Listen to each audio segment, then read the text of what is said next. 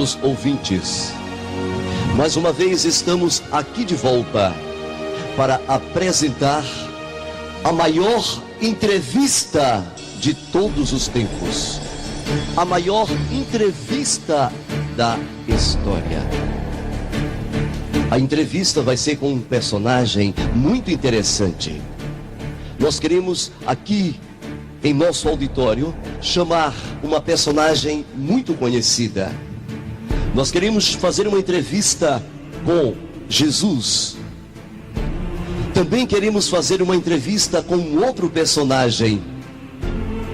E este outro personagem chama-se Yeshua HaMashiach.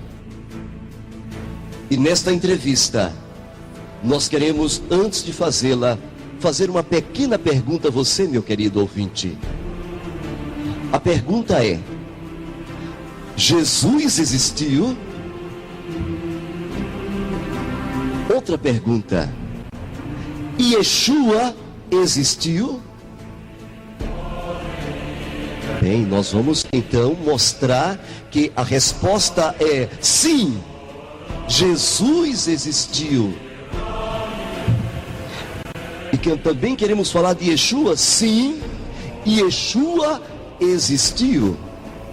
Porém, para chamar os dois aqui em nosso estúdio do Centro de Pesquisa Profético, nós precisamos mostrar o pano de fundo. Em que ambiente Jesus viveu? Aonde Jesus nasceu? Em que local Jesus existiu? Em que época? Logo depois, nós então faremos a entrevista com os dois personagens. Bem, para entendermos tal situação, é preciso voltar ao passado. É preciso voltar à terra de Shinar. Esta terra de Shinar foi aonde aconteceu todo um pano de fundo, um background de todos os acontecimentos ligado à religiosidade, de onde nasceu toda essa situação. Por exemplo, lá na terra de Shinar, prezado telespectador, ali dentro da terra de Shinar, nós tivemos uma figura muito interessante. O nome desses indivíduos que logo após o dilúvio saiu da arca e constituíram as cidades, fizeram cidades. O nome desses três indivíduos era Shem, Ham e Yafet. Ambos eram filhos de Noa. Ambos eram filhos de Noa. E ali na terra de Shinar, prezados telespectadores, nós agora vamos estudar. Vocês precisam agora esquecer tudo. Esquecer as preocupações, esquecer os problemas. E agora colocar os seus pensamentos naquela terra. Bem, foi lá naquela terra de Shinar que desenvolveu-se toda essa situação, aonde faremos a entrevista com os nossos históricos personagens do tempo. Bem, a primeira coisa interessante é que quando os filhos de Noa saíram da arca, eles foram para uma região chamada Calner, Bavel, Ereque e Acade, todos numa região conhecida hoje como terra de Shinar. Se vocês pegarem no capítulo 11, no versículo 2 do livro de Bereshit, de Gênesis, então, prezados ouvintes, vocês irão perceber como aquelas primeiras famílias começaram a se desenvolver, sabe? Como foi que aquelas primeiras famílias começaram a existir, a coexistir, a ter seus filhos, a prosperar naquelas cidades? Aquelas primeiras 5 cidades ali na terra de Shinar. Se vocês quiserem saber hoje a localização geográfica destas cidades, fica exatamente o que você conhece hoje como Iraque.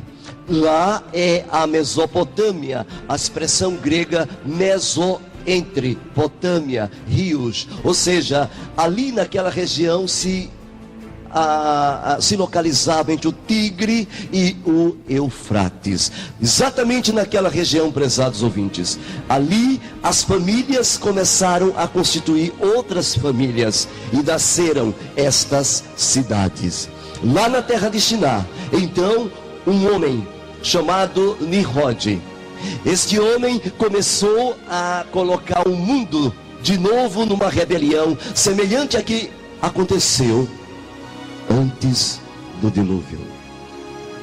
Uma rebelião tão terrível contra o Eterno, contra o Elohim Todo-Poderoso, contra o Hashem, o grande Yehie, Axé Yehie.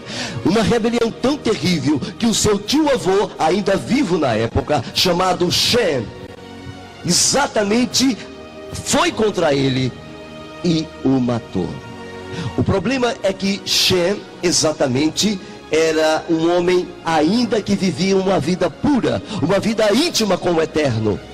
Mas ele não suportou a rebelião de Nimrod. Nimrod, por exemplo, era filho de Ram. No capítulo 10 de Bereshit, de Gênesis, vocês poderão ler que Cush era seu avô. E essa descendência de Ram, aquele homem que viu a nudez de seu pai, foi com este ser que começou toda uma rebelião contra o Eterno Todo-Poderoso. Uma das primeiras coisas, prezado telespectador, que Nimrod fez foi algo terrível, que era transgressão da Torá: casar-se com sua própria mãe. Logo depois deste ato, ele começou a invocar os deuses. Começou a invocar então a idolatria. Ele começou a impor um sistema de adoração separado do Eterno Todo-Poderoso, e a transgressão começou a surgir, a aumentar, a sufocar a humanidade na época. Depois da morte dele, quando Shem matou ele e espalhou seu corpo, esse costume está no livro de Vaikra, no livro de Levítico. Então espalhou seu corpo, a cabeça, espalhou seus braços. Logo a sua mãe, sacerdotisa, ela tomou o lugar de Nimrod. E ao tomar o lugar de Nimrod, ela disse: Nimrod morreu e foi para o sol.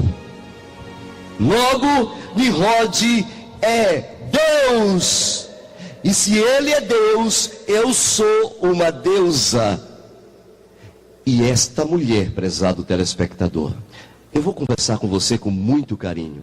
Esta mulher, prezado telespectador, ela foi a mulher que instituiu a religião de Babilônia, ou em hebraico de Babel. Começa aí toda uma história religiosa. Toda religião que existe na terra, esta mulher foi a mãe desta religião. Para vocês entenderem um pouquinho mais sobre esta mulher, vamos olhar um pouquinho o que ela fez. A primeira coisa que ela fez, logo quando ela tomou o papel de sacerdotisa, de deusa, foi instituir o celibato. Logo depois do celibato, esta mulher, prezado telespectador, ela também instituiu as virgens vestais e os sacerdotes. Também esta mulher instituiu os confessionários, a confissão dos pecados. Foi ela que instituiu. A transmissão das ideias da sociedade era controlada por ela, através desta situação, desta imposição, a confissão dos pecados. Os sacerdotes solares, então, os sacerdotes da época que não podiam casar-se, nem as virgens vestais, eles faziam a confissão dos pecados do povo com uma balança. Para cada pecado existia uma balança, e automaticamente o peso dos pecados para a parte negativa ou para a parte positiva, a sentença saía da boca dos sacerdotes. E por incrível que pareça, prezados telespectadores, aquela mulher também estava numa situação difícil, embaraçosa.